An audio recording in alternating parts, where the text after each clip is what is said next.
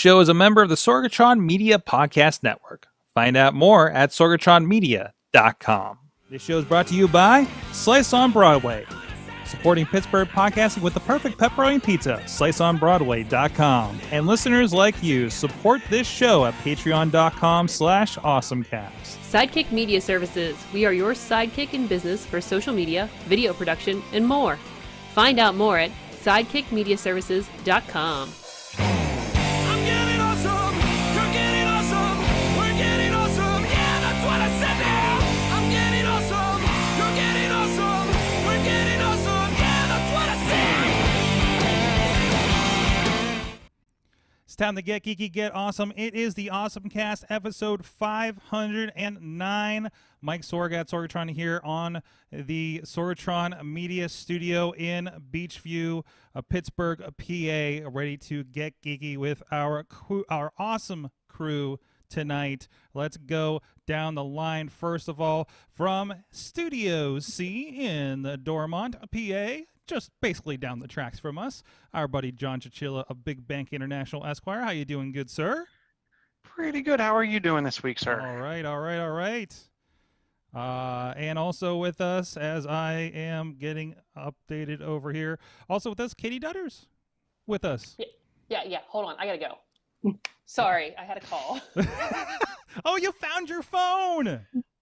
Fantastic! It's one of them. Oh, snap it shut. Isn't it nice? I'm gonna sit here. I'm gonna do the whole show. I'm just gonna sit there and snap it Oh my shut. god! So that snap is so satisfying. Oh, Isn't hang it? on. Isn't it? Yeah, just like we were talking about last week on the show. If you missed that, what were you watching? Scrubs? Yeah. Also with us, she is wait, help me, I'm going to try to remember. Is it the weekend editor on The Verge? That's it. Yeah, got all the important words right. Kim Lyons back with us once again. How you doing, Kim? I'm good. It seems like every time I come here, I have a new job, but I've actually had this job for a while now. So. This is new. You know, it's I don't think I've had Bobby Charley back on since he returned to his other job. Yes. So, like, I don't know if we broke the chain on that or I have to wait for him to leave again for what he's doing. So I feel like he's pretty happy there, so I Good. think I'd probably book him. Yeah. Good. He's overdue. But He's okay. overdue. Or somebody remind me to book him when I'm not busy doing a show. But this is the Awesome Cast. We got a crew, a fun crew this week. We got a lot of fun stories to get into. Please go check out everything at awesomecast.com.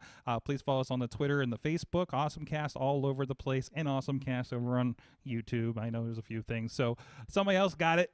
Please subscribe and rate us on your favorite podcast player, or you can subscribe to the Sorgatron Media master feed. That includes everything that happens here at Sorgatron Media, as well as our partners like Thrifty and Bardic Mystery Tour, and our friends at Comic Book Pit, always putting out some great stuff and keeping in the loop on all of that kind of stuff. And of course, we are live every Tuesday, 7 p.m. Eastern time. We are live on the Facebook page, on the YouTube, on the Twitter, and also on the Sorgatron Media Twitch.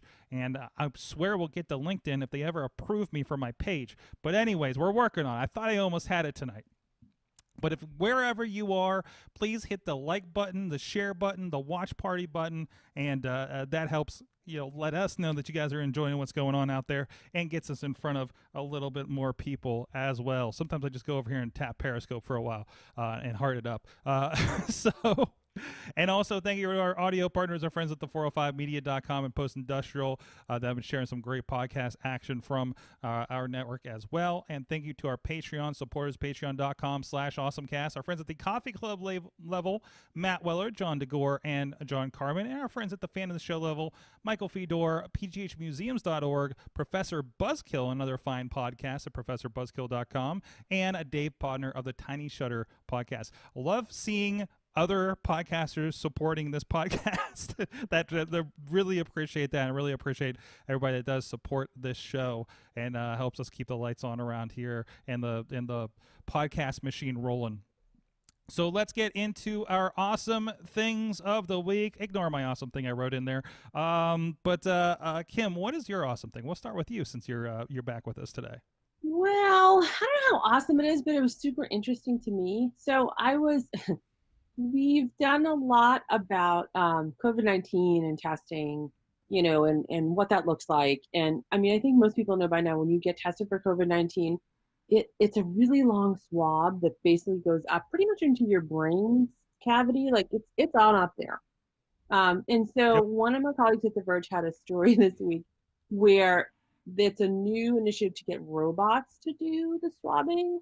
And it's kind of fascinating and horrifying at the same time because, it's kind of a standard robot. It's not like a sexy Cylon robot or like a replicant or anything good like that. It's just kind of a robot with a really scary looking swab. And actually the photos, if you look at the article, the photos are like, there's one diagram that shows how far up the swab goes. I don't mean to keep harping on that, but it's amazing to me, like how deep it has to go. So I was sort of curious, like, would people be on board with letting a robot swab them for coronavirus? Because I mean, obviously it has its upsides, right? Like you don't have to get another person involved. You're lowering the risk of infection.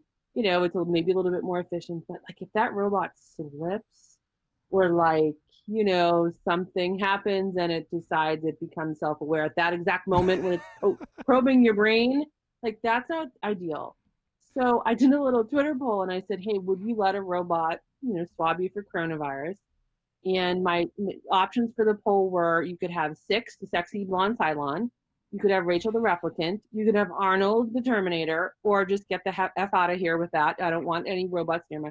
And most people said, no, thank you. I do not want a robot swabbing me. But the second place winner was Arnold Schwarzenegger, Terminator. Like to me, I would rather have an attractive robot. If I'm gonna sit through this and it's gonna potentially give me brain damage if it screws up, wouldn't I rather have, an attractive Cylon or someone who at least I felt good about them being the last space I ever saw? I don't know if I'd want Terminator, but it's very cool. It's a very cool concept. It's just kind of like the real world implications are a little bit.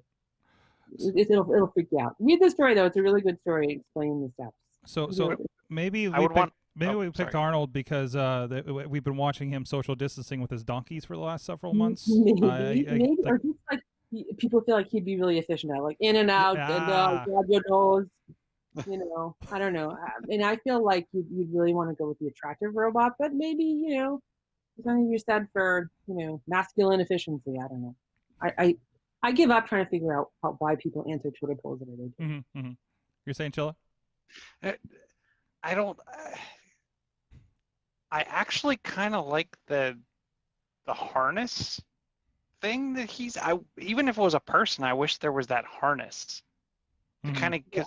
I'm sure for the robot, it keeps you perfectly in place so the robot knows what to do. But how does Skynet's going to attack them? It's going to swab in there, and all suddenly they all network, and then we don't have coronavirus, but you have a brain implant. But so my son had to get swabbed at Children's Hospital, and it did look extremely comfortable, and I was nervous about him fidgeting. Mm-hmm. So I wish there was that type of harness, even for me. Like I feel like if I could grip the harness and push my head into it, like. Have you done this yet? Have you? Had I have one? not. You've had one. I have not been swabbed. Katie, you had the nose one, right? Kim, you haven't had one yet. I have not. Everybody's doing it. Yeah. No, I'm not a trend follower. I'm a trend setter. Oh, good. So, so since you're not first, I'm gonna get the saliva one, like when before it's cool. Oh, I don't really want up in my brain. I have enough problems up in here. Yeah. Well, I had to self-impose it. Katie, was your experience? So you've had probably the closest experience that a robot would be a replaceable thing with this. How are you feeling about this idea, especially when you see that diagram? I thought it was pretty easy, like because the nurse did it, at the hospital before I had surgery. It was very, very efficient and just like doot done. And I knew it was, I wasn't. Probably you were more like, did I go far enough? Am I? Oh yeah. There's a lot of self-doubt in my self-imposed CVS drive-through tests. So while I was being instructed and supervised, it does feel quicker than it actually is, I guess. But I don't know about this because again, it just feels like it's too close to the pain to brain poking, doesn't it? Yeah. So yeah, It looks like a roller coaster, like you're holding on the sides. Well, just wait for Woo! whatever Go down the hill now. Watch out for brain damage. whatever next Hostel or Bloomhouse film is, or Final Destination is going to have the unfortunate brain poke of doom, COVID brain poke of doom. Swabbing robot. Yeah. That's a word salad over there. COVID brain poke of doom. But I don't. Now you gotta wipe down the harness and it's more problems. Then when you really think it through, it's kind of like a lot of. I have no control over it. All right. We got to go to something less squirmy here. Fair. It's all downhill from here, guys. Just like after you've had that test. Now you just have to wait 10 days for to find out. Chilla, we discussed.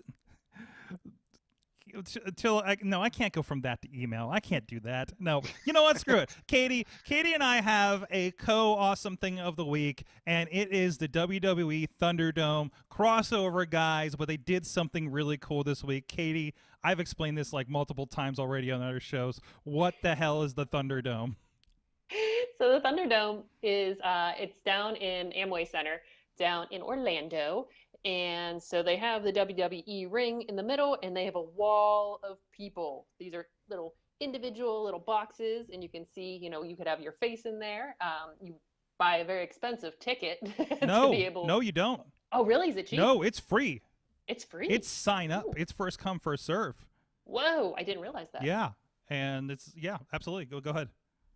Oh, sorry. No, I remember reading something was expensive. It must have been something else involved with it, whatever. But but it's essentially you get to watch, and you're watching the matches you'll see your face like you're in the audience, and you get to react, and the producer of the show when you're participating the producer of the show will announce which wrestler's coming out and that you should applaud or, so you're making sounds. So it sounds like there's an actual audience there. So there's a lot of it was kind of nice because they've been doing this at their performance center, which is basically just a warehouse that where they would have a few rings set up, and they trained everybody. So it's been very like they've started bringing in some of the lower trainees would come in and be an audience, and they're behind plexiglass and all this. So in NBA has done a version of this too, right? Where there's been like these I believe Microsoft Teams was the technology behind it. Down in their NBA bubble. So basically WWE made their own WWE, not set bubble kind of situation. But Katie, I don't know how much of the shows you've watched or the videos or whatever, but the show feels like a big WWE show again. It's ridiculous. Like just watching them and watching them come down, and all the lasers and all the lights and the crowd and the sounds. The pyro in the crowd. Yeah. You can't do that anymore. No. There's pyro. Like before, you have pyro on the stage, and that's it, right? Because there's nobody there, and it's a safe zone. But there's like literally like where the fan faces are. There's like pyro going across in between them and over them and everything. Like it's wild. But yeah. So go ahead. Oh, sorry. I was gonna say. So the really techie side of things is the additional tractor trailers of just tech stuff they did to set this whole thing up. And I found an article. It's got they had over 16 million LED pixels for the Thunderdome. Mm-hmm. And the seats alone were 1,458 tiles, 600 millimeters, or wait, what is this? 7 millimeters by 600 millimeter tiles. That doesn't sound right. I don't like this article already. I was just like, wait a minute. And they just talk about there was 3 30K projectors covering the ring, 32 20K projectors, video screens everywhere. Mm-hmm. What else was really interesting? 6,100 plus pieces of pyro. Yes. 100 plus lasers. And there was a whole screen, 32 projectors that projected onto the screen, and the screen that above on the ceiling.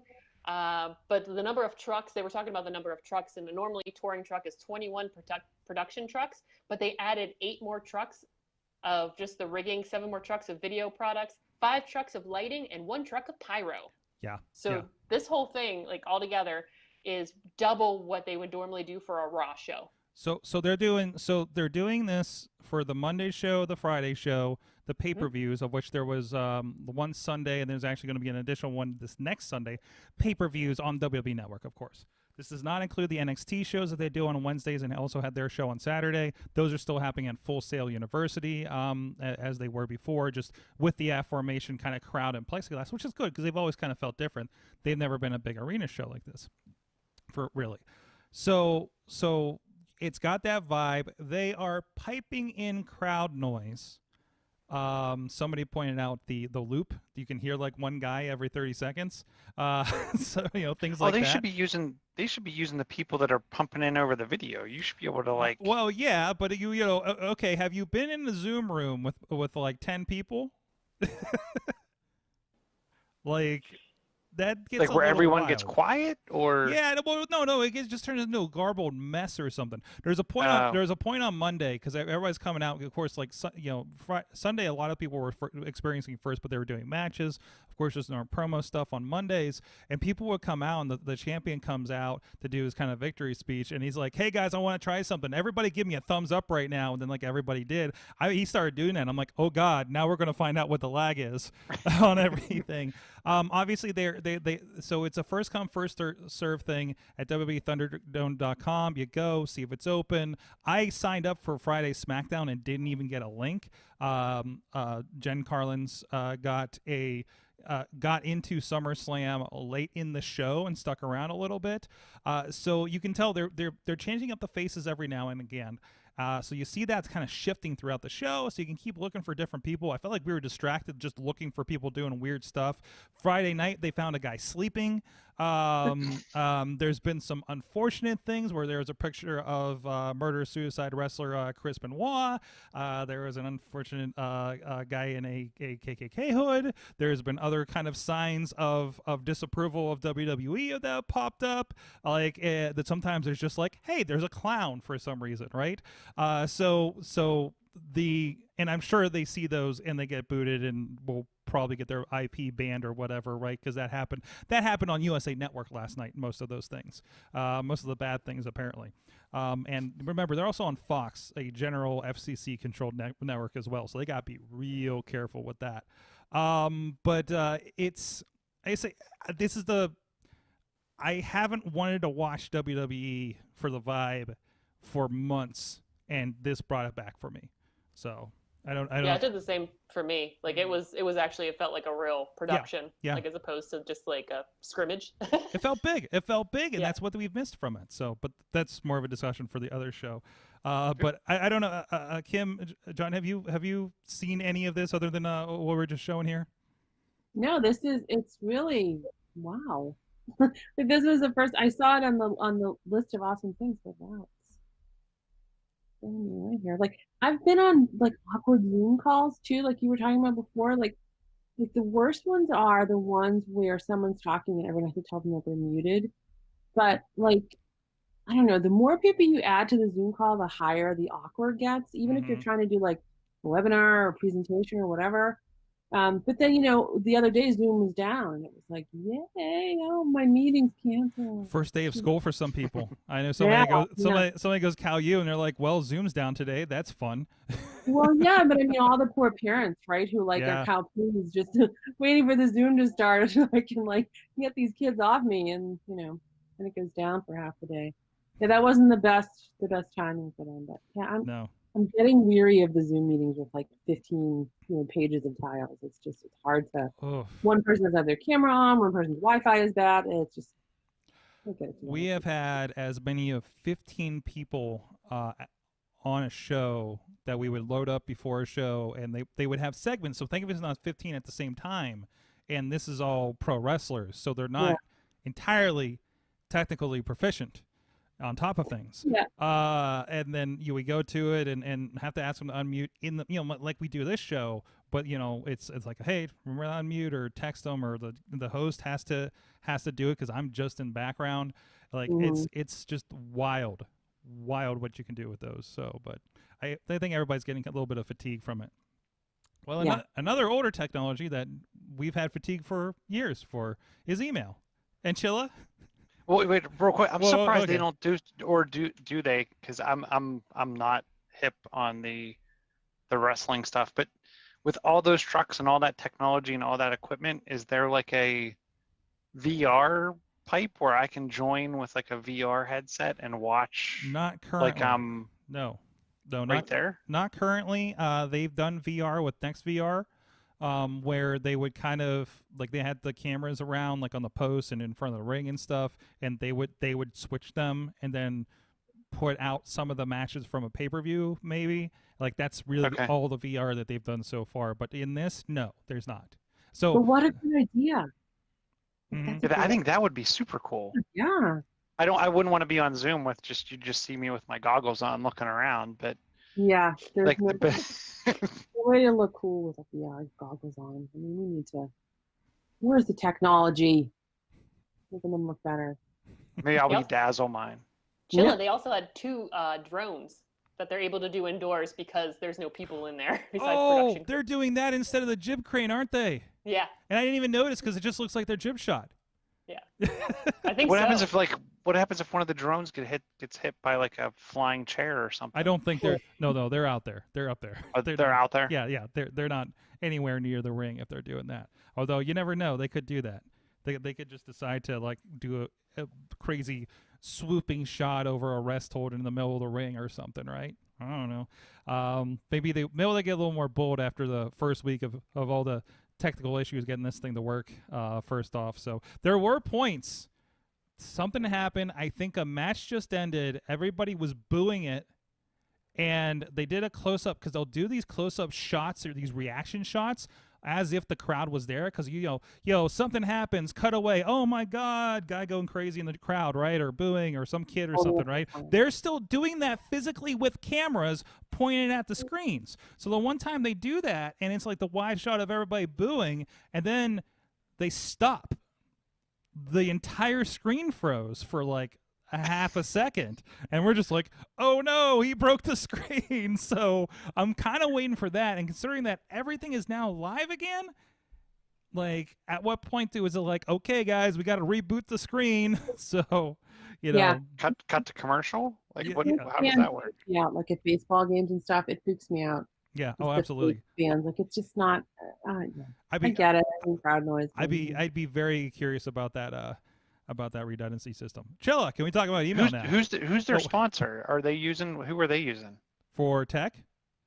Yeah. I Are they would- using Zoom or on 24 or what? So I think it's their own thing. I know that Jen was in on her phone, but I don't think they're using some kind of professional backend.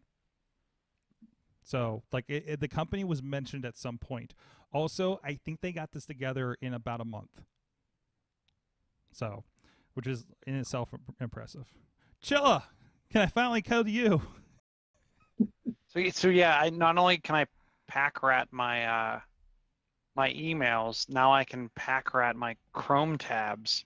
Oh no. So Oh, Chrome, no. as part of an update today, has now have the ability to group your tabs and kind of shrink them down into a group. If you go to like partway down that page, there's like just inches down that page, there's an animation that shows There it is. kind of like the shrink and expand of tabs in Chrome. And you can actually name the groups of tabs. Mm-hmm. So I thought this was super cool because what I do for this show, in fact, I typically have a browser open and all the tabs in there are stuff I've kept throughout the week to add to the show, or I'll keep a different browser open with stuff for work. Now I can keep it all in one place. And what I'm really interested in is, will this sync across devices? Mm-hmm. Because if that's the case, then it'll make my life even more easier. Like when I'm looking, because sometimes I'm like, I'll just email this, or I don't know if you've ever used Pocket. I'll use Pocket from time to time. But I really like this idea of being able to group my tabs, expand them, shrink them. Presentations for work where I want to have a bunch of different tabs open to show something. I can put I can stage all of the stuff but keep all my other stuff in there. And if you're worried about An issue or issues, they're claiming that even with this, tabs should be loading up to 10% faster. The other thing they added is when you hover over a tab, it will show you a preview of what's in that tab, which is also, I think, super nice, especially if it's, I don't know if you do the thing where like you're on Amazon and you're like, oh, that looks pretty cool. I'll right click open a new tab and like you have like this whole thing of opened in new tabs, either out of Google searches or whatever. And you're trying to figure out which one was which. Or for me, like podcast day when I'm posting this show, it's all the places it posts to, like every format, and I tab across all of them, and it's like, okay, title, description, tag, you know, like paste across all of them. So that could maybe help that too. Also, hiding tabs, because I realized when I did a production and we had to last minute figure out how to do a sort of quasi multicam shoot via Google Meet, and I realized I showed the codes to our meeting the entire show when we went to those shots because I couldn't full screen the Firefox on a Mac, you know. So it would be nice to kind of like push those over into their own thing, maybe, just to be a little safer, because somebody could have really made things a headache for me. And I realized like halfway through the show, I'm just like, okay, just hope nobody notices. It's small on the screen. Everybody's on their phone. We should be good on Facebook, right? So, but it worked otherwise. But guys, lotteries are hardcore.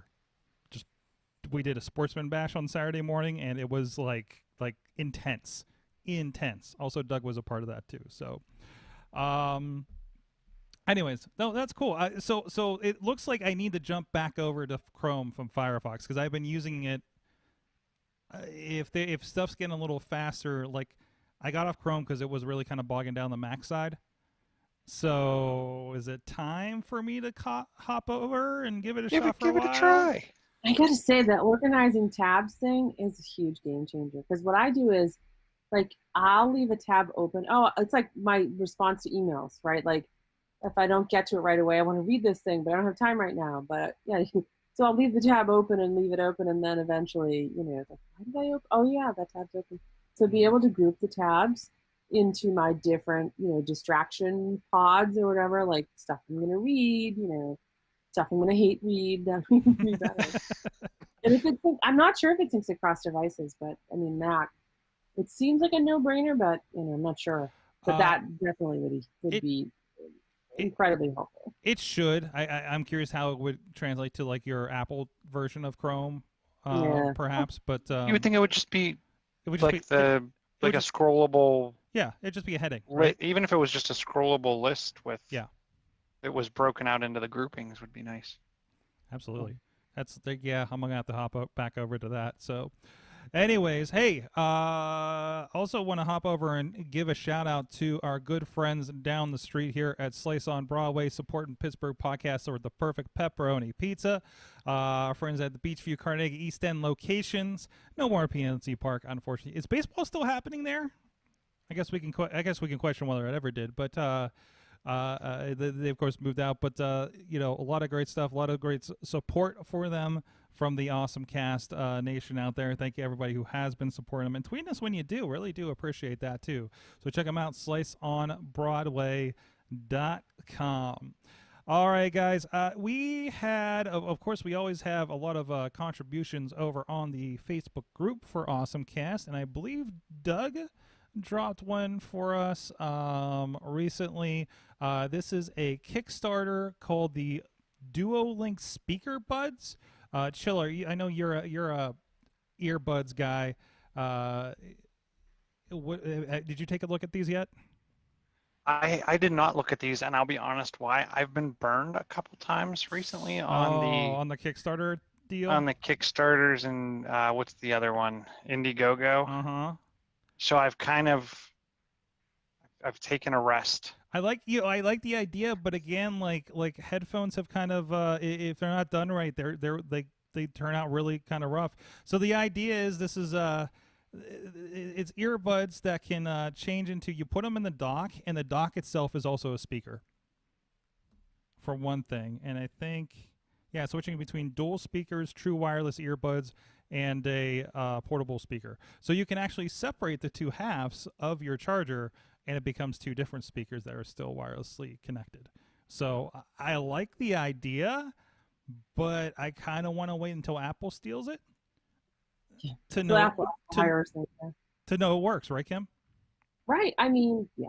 I agree with you though. Like Kickstarter, I see so many things like, oh, I'd like to support creators, and oh, that's a great idea. But yeah, too many things anymore. And also, like, people like different things. Like, I really like the big headphones that go over your ears, cancel out all the noise. Like, I'm not super, I don't know, buds anymore.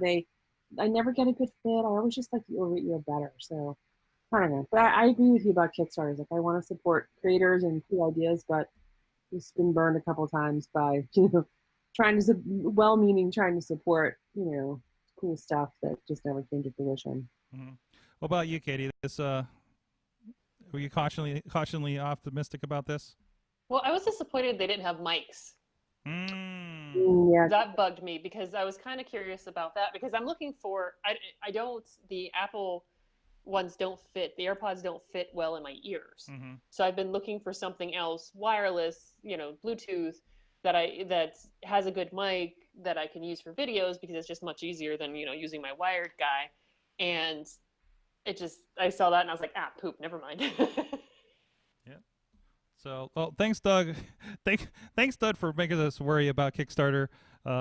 Give him a shout out, yinslovebarbecue.com. Check out what he's got a lot of stuff going on over there too. So, let's get into what else we got here. Katie, hit me with one of your stories down here. I muted myself. Oh, okay. Just like we were talking about, right? Yeah, I'm like, hey, friend. Let's talk about the ex-Google employees are doing a university for students who may be taking a gap year. So I thought this was pretty cool. So ex-Google employees are called, I don't know how to pronounce this. It's like an Oogler. So Zoogler?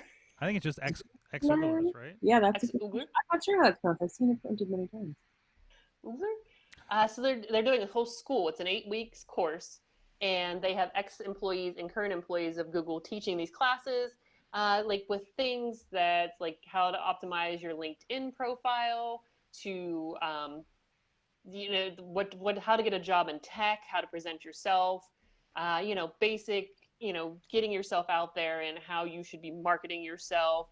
But it's nice for like a gap year because a lot of students aren't sure if they want to go to college this fall because of everything going on with the virus. They want the full experience, which is an amazing, when you go to college, it's a fun and exciting experience. But whenever you're doing it online, it's not the same exact thing. So some students are opting to keep themselves out for a year and that gap year. And now you can actually do something while you're doing that. And but it looks pretty cool. Like I was disappointed that only juniors and seniors can participate in it because I was like, oh dang, can we sign up for some of this? Because I think it would be neat to. And there's like an Ask Me Anything with fellow university recruiters. Like there's a whole bunch of stuff. Like I was reading through this article that I thought was really neat, and I thought would really, because a lot of people don't want to just, students don't want to just sit around and not do anything this fall, and then they could still learn things. But I think it's pretty cool. Even just like how to pitch yourself in a Zoom call. I like that one. Nice. Yeah, don't cheat on your interviews. Don't cheat on. Wait, what do you mean cheat on your interviews? I've heard numerous people like saying their video doesn't work during video-based interviews, and then all you hear is clicking and clacking because they're Googling answers questions, to the questions. And then kind of like hemming and hawing at the answer until they find the right page, and then just regurgitate. Any recruiter or any interviewer who has ever done an interview, I feel like they'd probably catch on to that. But like, it's sort of an evil genius idea, but you gotta be better than, hearing the sounds of you typing and looking for the answers. If you're gonna do it, like go all in, right? Jeez. Laziness. So what's going all in? Is that like having a second computer and yeah, like you have it you have your AI assistant of choice, like listen to the interview question and then robot, right? Yeah, exactly. Like the AI will transcribe the question for you while you're like, oh, that's a really good. So here's the thing: when I ask someone a question as a reporter, I know when they're stalling because it's like, well, that's an excellent question. I'm really glad you asked that. That's such a stalling tactic, but like a lot of people don't realize it's a stalling tactic. So that right there, as soon as he asks you the question, then you say, oh, that's a really good question. I'm really glad you asked that. Obviously, you know a lot about this topic, and meanwhile, you're looking up the answer. So like, you got to find those little techniques to make it sound like a normal conversation. But if you're just going to sit there and Google answers and the person can hear you, you're really not putting, like, you may as well just go on camera and, So you have your Google Glass because of course you still do, and you just go tap. Oh, what was da da da da da da da, and then the answer is automatically rolling in your ear, and you just repeat it. So I would never do such an underhanded thing, just for the record. I just want to make sure I'm making it sound like I know all these ways to cheat on things. I definitely would never. But then hilariously, it gives you the wrong answer. Oh my God. Because it's about computers, but it tells you then you look really because stupid. turns cross over. It's actually about like cleaning your bathroom, and it's really awkward. Or you just start blatantly reading it to be like, well, let me tell you what I found on Wikipedia. Defines your question as. Webster defines. Well, off the top of my head, sure. Oh, geez. Well, we should probably touch base with the Epic. Get your popcorn ready. What's the latest in Epic versus Apple? Jeez. Such a saga. You know what? But I'm ready for this. Like Kim, you followed tech for a while. I mean, obviously, right? You remember the days of like what's happening with this patent war situation with Oracle and Apple and whoever. I mean, this is actually interesting to me. It's interesting because I think Epic is making the case that a lot of smaller developers have made for a long time. Like that Apple takes way too big of a chunk, that, that there should be a way to, negotiate it, discuss it, make it work for your company, rather than just their flat 30% cut of every purchase that you make via the App Store. So it's an interesting challenge. I ultimately don't know that Epic, they've obviously done this big PR blitz. I'm sure you saw the video of mocking the 1984 commercial, and Apple is the bad guy in that one, right? And so they've obviously been preparing for this for a while. But I think, we heard the hearing yesterday, the judge said something to the effect of, you kind of created this emergency, so it's not really an emergency, because they were trying to argue that it's going to affect, other developers who are using Unreal Engine, and, all of the, their argument is interesting, but I don't know that it's going to get them that far.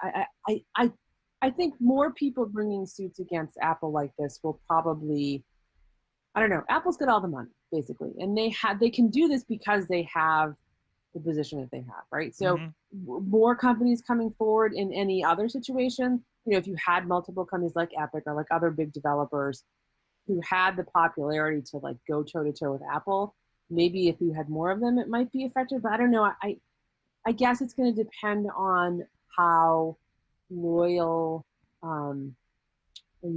Epic's fans are. How many people are going to care about, is this Fortnite is going to make it, is going to be the thing that changes Apple's mind. I don't know. I don't know if they're big enough, I guess is what I'm saying. But it's definitely interesting. I'm glad though that it's finally not just kind of like, I remember hey.com, that email service that came out recently, and that guy kind of trying to went toe to toe with Apple and eventually works something out. But I think you're going to see more of this. I think Apple is kind of at the point now where the developer is going to push back and say, hey, we bring value as well. It's not just you, Apple. It's, we have value. We have fans. We have, devoted customers to our products too. So there has to be some give. And, Apple will. They cut a deal with Amazon, so, they'll do it. I just, it's interesting that it's inconsistent, that they'll take a hard stance sometimes, but other times they'll work out a deal. So I think you'll probably see more things, even if Epic isn't successful. I think you'll see more like this. I think Apple's going to have to figure out a better way to handle this, maybe tiers or something. I don't know, but I think too many people push back too hard so far. Go ahead, Chilla. Well, I was surprised to see, so Microsoft stepped up and backed them for the Unreal Engine only, not Right. like. Yeah. Otherwise, you guys can screw up. But we care about Unreal Engine. Well, Yeah. I guess we should explain, like, the Unreal Engine is part of this because, of course, Epic runs that. That's what a lot of games run on, including Apple, including the Apple's own Apple Arcade games in some cases. So as part of retribution for this, or reaction to this, Apple said that they were going to shut down the developer tools for Epic, which includes everybody's access to the Unreal Engine. That affects iOS and Mac as well. Basically anything with Apple on it, and that hurts. And that's where Microsoft has stepped up, because that's like, hey, this is not okay. It affects so many people in the ecosystem. It's not just Epic versus Apple. It's all these other developers who are using it as well. And it sounds like the judge was on the, as you said, I was rereading her statement. I think it's a her, you guys created this, but no, innocent bystanders shouldn't be harmed by this. Right. So, right. Yeah. Although, doesn't it already kind of hurt? I mean, Epic's got to be getting hit by this because, Was there truth to the emails that they claimed to have where Epic was trying to reach out to Apple? This wasn't an all of a sudden thing, and Epic wanted their own store to be. They wanted their own store. So Yeah. are you going to tell me they weren't going to take a percentage cut of those companies? Well, yeah, there's that too. And I think that Epic is trying to portray themselves as being this, we're trying to help everyone. If this works for us, it'll work for everyone. And they've maintained throughout that, they're trying to not just make this change and just cut a deal for themselves, but that they actually want to change the way Apple does things. Well, so there's a lot of emails back and forth. Epic says, oh, Apple's misrepresented this. This isn't really how it went down. So yeah, there definitely were some discussions privately before this all went public, but I think it sort of depends whose side you're on, like who you believe like Epic is really doing are they really out for themselves, or they really are just for their company, or do they have some greater good in mind. But yeah, those emails were not, they didn't really make Epic look very good. I mean, what if they were, to me, if they were really being altruistic about this, and they were using their own equipment, there would be a greater cut than 20%. Yeah, right. So to me, what they're telling me right off the bat is the App Store should take at minimum 10%. Yeah. Yeah. Yeah, I mean, I feel and like it's not like they gave everyone 30% cuts. No. Yeah. Right. And I'm going to be really interested to see how this all plays out. Like if it has broader implications, or if Epic and Apple, I feel like they'll probably work something out outside of the courtroom and have some kind of settlement. We may or may not ever find out what it actually is. But if this leads to more, people pushing back against Apple, I don't think that's necessarily a bad thing. No, it isn't. We talk about the limitations with Microsoft's own xCloud and Stadia not being able to come over, and NVIDIA GeForce is not coming over anytime soon. Like there's just these arbitrary rules that they won't budge on, and they say for the sake of security, but it gets down to that argument of I spent $1,500 for this phone. I should be able to put damn well anything I want on it. Right. Well, yeah. Right. I mean, we wouldn't accept this. We wouldn't accept this, and we worry about this on a steady basis on the Mac platform with their gatekeeper situation. Of course, Downey, which funny, I heard about it because of their situation of having of their certificate getting unsigned, which is software to download videos off of YouTube, which I could actually find very handy. I ended up purchasing it last week because I found out about it because they had a problem with the App Store. So, but like those little guys are getting some. But also, it's just a bunch of companies that are just trying to get a bigger piece of their already significantly insanely large pie. A lot of pie. A lot of pie, a lot of dances, a lot of marshmallow, a lot going on there. I just want my streaming Xbox games on my phone. That's all I want out of this, is them to let off on that. But that's okay. That's okay, because Chilla, remember the Nexus 7? Guess what it runs? Microsoft xCloud. I'm shocked. I'm shocked. That it worked. I didn't have a controller to hook up to it at the time, but I was watching the intro with little stuttering into Tekken 7 with ease. So that's fantastic. Of course, GeForce isn't on there, but and this thing is running like Android 6.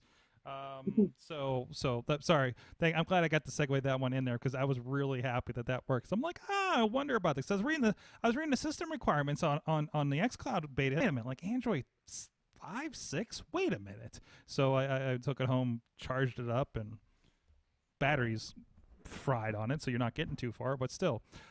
So you can't get away from the wall, but you're good. I gotta have a tether. So how's my wireless streaming helping me? But as long as it charges faster than it drains the battery, you're fine. I don't know if we do well running Periscope on it right now, actually. So but then again, the xCloud is basically the same thing, right? It's a streaming something happening. So as long as that's, we'll see. We'll see. It was just kind of a cool thing. Speaking of, there was a cool story coming up. So GeForce Now, their streaming cloud platform, which is amazing, is rolled out a Chrome OS version, which is basically a browser-based version. You have to download a client when you're on PC or Mac, and this will play, stuff that's in your Steam library, Epic Games. There they are again, right? The Epic Games Store, the Uplay, Ubisoft Store, whatever the case may be. So that's like, okay, it's in the browser. Why don't we have it on other platforms? There's a nice hack that apparently, if you get the right plugins to change your user agent on your browser, you can play NVIDIA GeForce Now in your browser on any platform, of course, including Linux now as well. It involves Pocket, you mentioned them earlier there, Chilla, and a user agent switcher for Chrome plugin, and then you just set it to a specific thing. We'll have the link in the if you want to experiment with this yourself. I don't know if this would affect much else other than just, it's just how it identifies. Like when you look for stats for a website and you see, okay, so many Chromes were on Windows, so many were on Mac, so many were on iOS, things like that. But then this gets me thinking, why can't we do the same? Speaking of getting around Apple, why can't we do the same? Could there be a version that's on Safari WebKit that could then have me stream from my phone in a browser?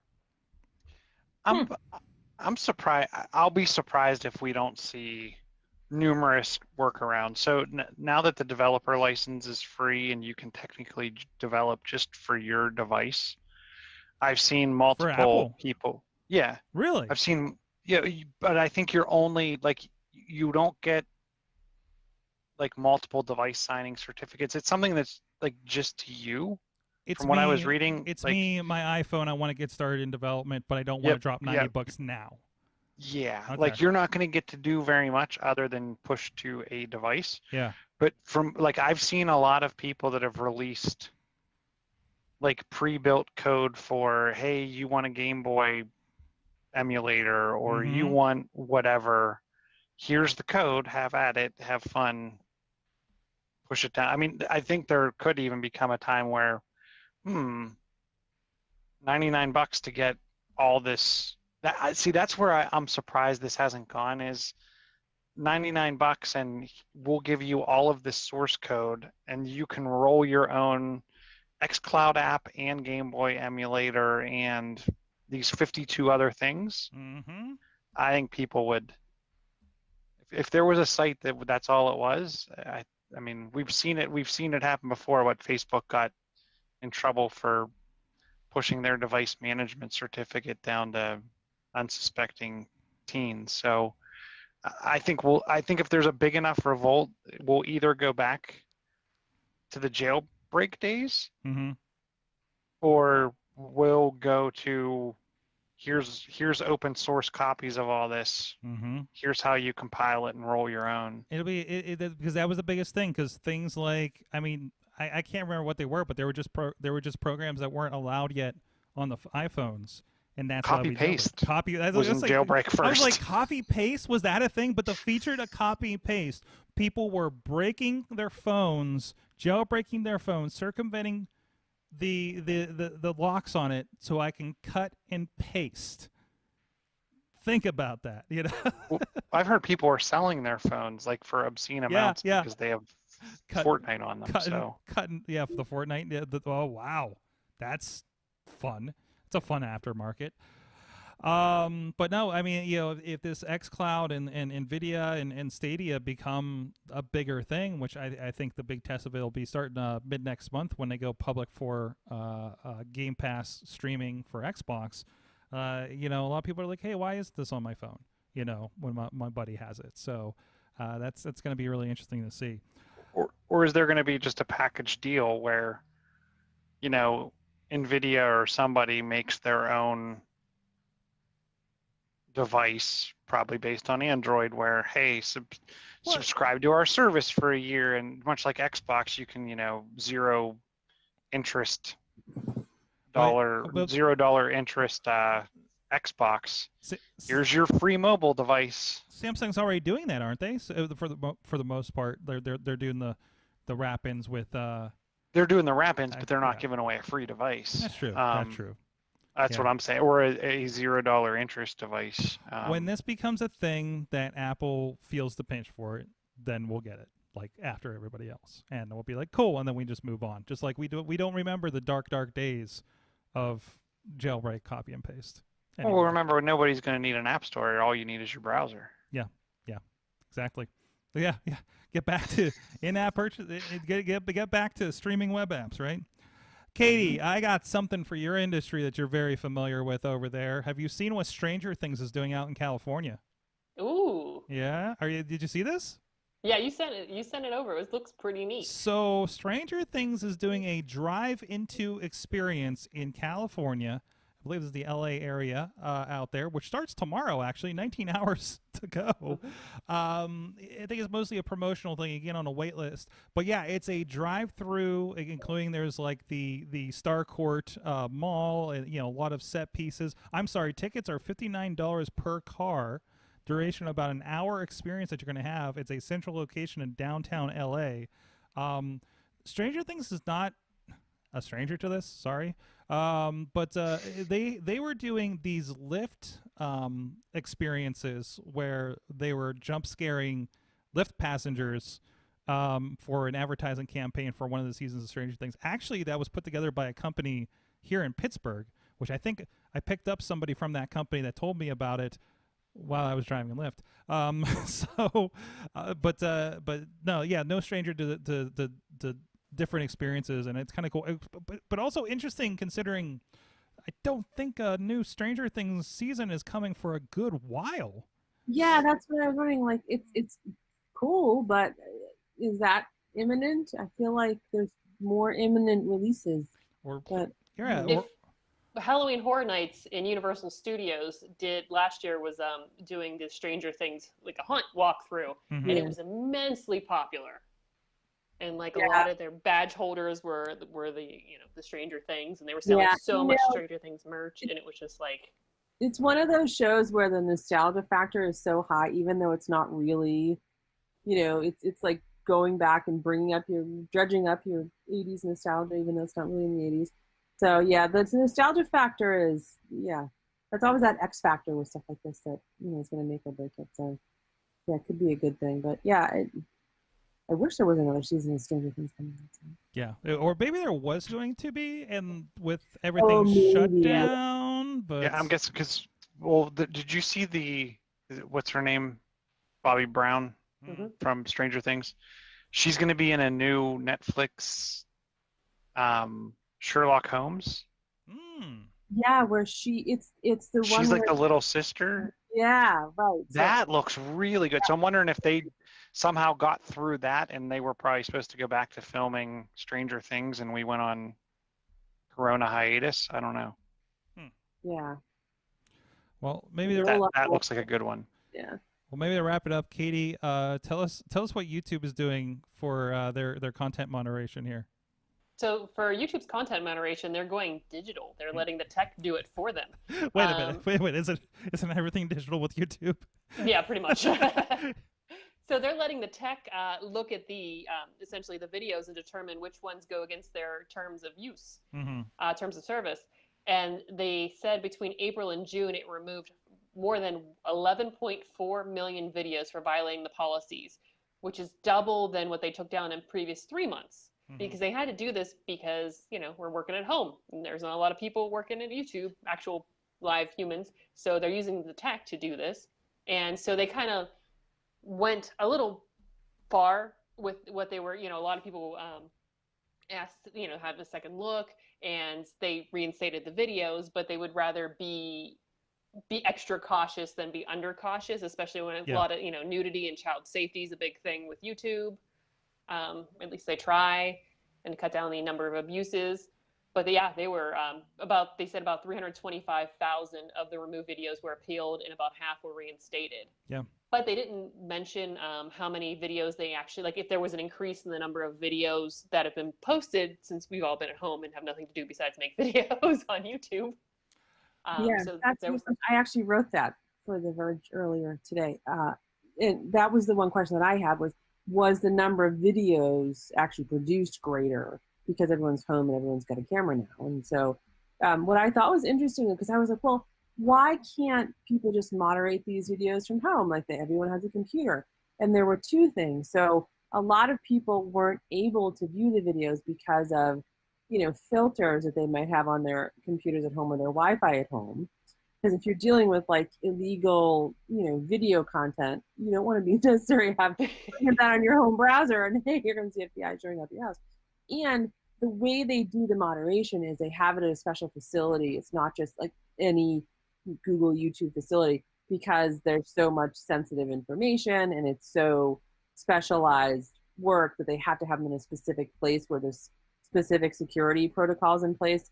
So it's not like they do this in every YouTube office. There's just specific, protocols and security measures set up at certain locations, not others. So, but yeah, the algorithm, they overcompensated on the side of being safer, which was like, maybe more tech companies should err on the side of over policing a little bit, But yeah, as long as they're expedient with their appeal policy or their appeal process, then cool. They knew they were going to get more appeals, so they put more staff on the appeals process to make sure that things were getting, they knew they were going to get stuff flagged that shouldn't necessarily be flagged, but put more staff on appeals so that they could handle the, angry creators. So I can say I've seen this. This has been something I've been contending with since COVID started.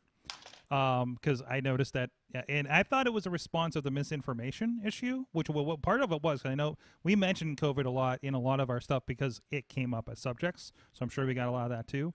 But the pro wrestling videos, because I have a couple of streams, couple of videos that go up, and I'll get like ad limited kind of stuff pop up, or they remove the ads, or I get some other thing about, I got one just the other day that says for 18 plus on a match, which seemed to be a typical wrestling match. I have another friend, a women's wrestler. She had her stuff pulled for not being good, not being community guidelines. So it just like and multiple people have said the same to me in the wrestling community.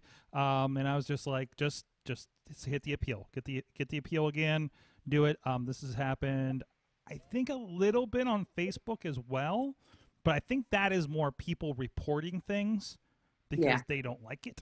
Because I've noticed somebody, we do have a friend this is a whole other thing, but we do have a friend that got kicked off of Facebook for 24 hours for quotes saying America is stupid. So I'm just like, somebody just like said you were offensive and you got booted. Like, that's what happened. Appeal it, dude. So if you are contending with this on any, especially Facebook, YouTube right now, hit the appeal button. Don't shy from the appeal button, especially if it seems out of normal. And if they're expecting you to. Yeah. It's kind of like a please, and I think they do say that. They say that in the creator account, due to high demand, et cetera, et cetera, et cetera. Like, this has been explained if you pay attention to those things, which a lot of us don't. What they did say was they weren't going to put strikes on videos. Right. You get a certain number of strikes on your account, and then you're booted permanently. So they were kind of relaxing the strikes a little bit. That's why they were overcompensating on removing them rather than putting strikes on people's accounts. So, because obviously that has longer term implications. Yeah. So do they make the AI rewatch it and learn from its mistakes? Probably not. AI doesn't want. I hope.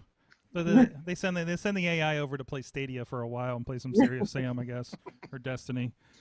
Oh, geez, guys! It was. By the way, I'm going to put Kim's article in the tag because it doesn't have. Because I feel embarrassed that I was playing the CNN video at the top, and it was like a 1998 YouTube thing with just people falling off of bikes and stuff and getting hit by cars. And I'm just like, really CNN, come on. So we will include Kim's article about this where the prominent questions have been asked. So Yes.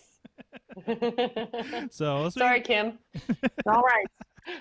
awkward. But Kim, thank you so much for joining us again and hanging out.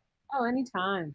So I'm glad. I hope this means you'll be around for a long time where you're at, and we don't have to do the what's your new job next time. Yeah. Again. Yeah. So, I feel like I've settled in a little bit. They're Yes. used to me, and yeah, things are going well. yes, it's been well. We still have that on the show. I think like 2 weeks ago, one of your articles popped up, and I said friend of the show alert. So that's been a fun game we've been able to play here the last few weeks. Oh, good. The last couple I'll send months. you a list. Like, here's what I wrote today, and you guys can. Here's the Kim list. Thank you so much again. Where can people follow you and find your stuff online? Oh, I'm on The Verge. I hang around on weekends, so pretty much anything Saturday or Sunday, I've either edited or wrote it or was interested in it. And I'm on Twitter a lot.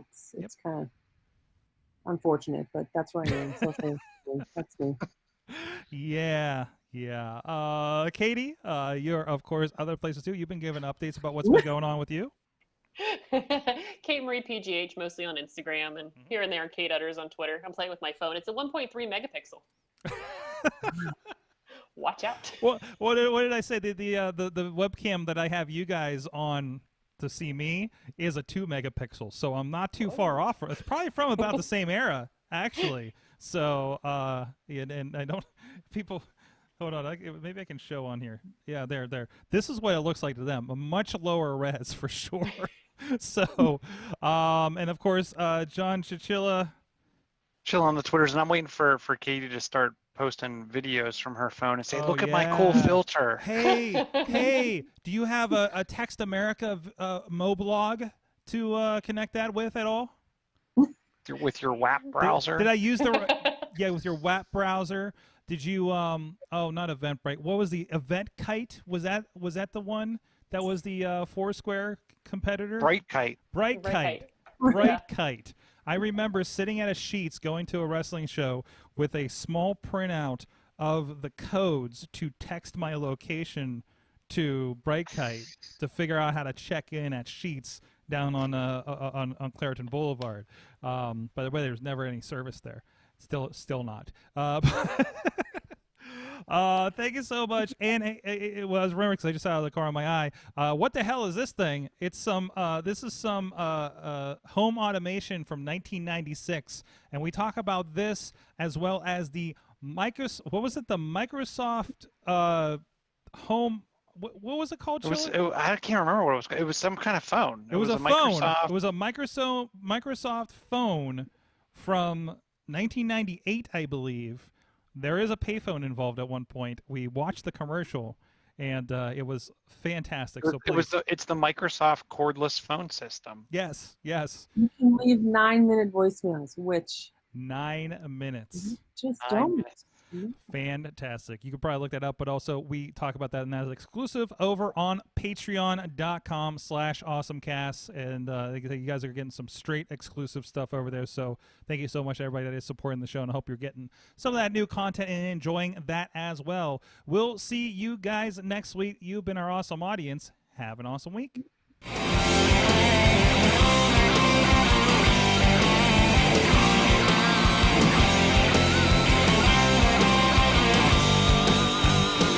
This show is a member of the Sorgatron Media Podcast Network. Find out more at sorgatronmedia.com.